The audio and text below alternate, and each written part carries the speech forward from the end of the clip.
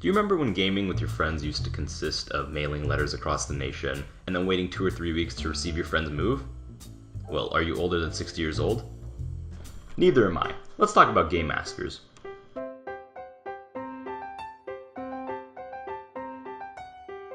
Game Masters are players who oversee the story and enforce rules of an RPG. They're there to incorporate player stories with environments and scenarios, and also to resolve player problems. Game Masters exist in all types of games, including board games, video games, pencil and paper games, and play-by-mail games. Fundamentally, their job is to take player decisions and return the effects of their outcomes. The first modern usage of the Game Master role was in the 1960s and 70s, where postal gaming was popular. Play-by-mail games consisted of individual players mailing their decisions to a Game Master, who would then subsequently return the game state based on everyone's overall decisions. A popular game that used this mechanic was the 1959 strategy board game, Diplomacy. In the 70s, role-playing games such as D&D and Chivalry and Sorcery began using Game Master role as a powerful tool to moderate gameplay and story arcs. The introduction of these types of games yielded many new names from the Game Masters, such as Judge, Narrator, Referee, Director, Storyteller, Game Operations Director, or God. I swear I'm not making this shit up. Sometimes GM names would actually stem from their specific roles in the game, such as Keeper of the Arcane Lore from Call of Cthulhu, or Hollyhock God from Nobilis. Point is, by this time the Game Master role was becoming a lot more popular, and by the time the era of video games exploded into life, their roles were becoming much more expansive. No longer did the Game Master focus solely on the content of the gameplay and keeping players immersed, but they also became sort of a customer support representative for the servers they played on, keeping good players in check and bad players banned.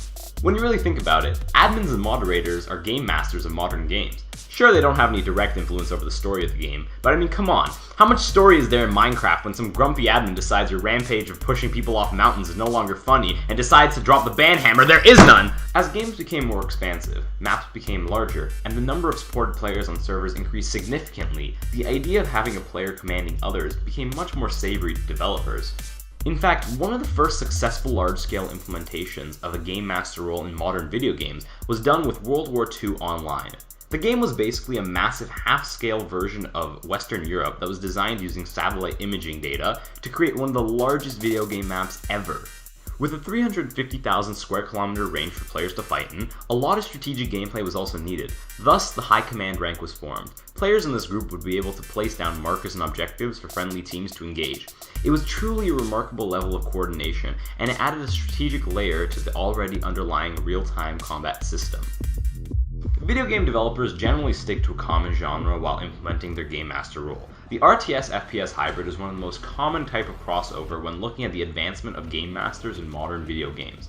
A good example of this is with the Commander mode in Battlefield 4. When Commander mode was introduced during the Battlefield 4 multiplayer launch, it looked like the coolest shit ever. You're telling me I don't need any fancy clicking techniques or WASD maneuvers to help win the game, and I can win just by playing on a tablet? Well, hot damn! See, this type of GM role was super cool, and definitely added another dimension to gameplay. Now players and commanders would have to work together to get resources for their team. Only problem was that unlike old RPG board games, both teams had their own commander.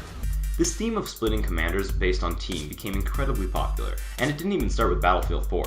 Natural Selection 1 and 2 were some of the earliest crossovers between real-time strategy games and first-person shooters. Similar to Battlefield, each team had its own commander who could oversee the fighting and produce resources for the team. Buildings, researching upgrades, and other sweet assets could be deployed by each commander to push the team to victory. And so many games up till now have tried this combo out, and it's worked. Executive Assault followed the same blueprint. Nuclear Dawn tried its hand out with this combo. Call to Arms, which is basically a crossover of the original RTS game Men of War, and this FPS hybrid became one of 2015's most anticipated games. Truth is, these types of games aren't bad at all. In fact, they're really good. And it's that perfect recipe that has developers continually following the same cookbook on how to make GMs fit into their video games. But my issue isn't with the gameplay at all. It's the lack of it. In my opinion, the best video game implementation of the original Game Master role is none other than Arma 3 and its Zeus mode. Unlike every other video game which had two commanders pinned against each other, Zeus mode added another element on top of the RTS, FPS, GM combo. See, players who slot in as Zeus are able to create stories, control actions of characters, control terrain, sound effects, atmosphere, weather, units. The Zeus is able to mold stories together in coherent narratives, or just make plain old badass firefights using some of the coolest tools available to them. Paired with the Eden editor, Zeus becomes a super powerful mode that allows players to be fully immersed in the stories that the Game Master constructs and delivers. With the incredibly detailed vast highlands of Altis, or the deep and dense forests of Sunoa, the Zeus has no problem creating adventures for players to embark on. My point is, there's a lot of games that are trying to keep the Game Master idea going in their own unique and inventive ways, but have slowly started losing the core values of what a Game Master is really there to do: give the player a great experience. With the development of new genres of games, a place for Game Masters seems promising. Hopefully future developers implement the role as a way to further us from entirely automated games and bring us back to the original human-created immersion we had before.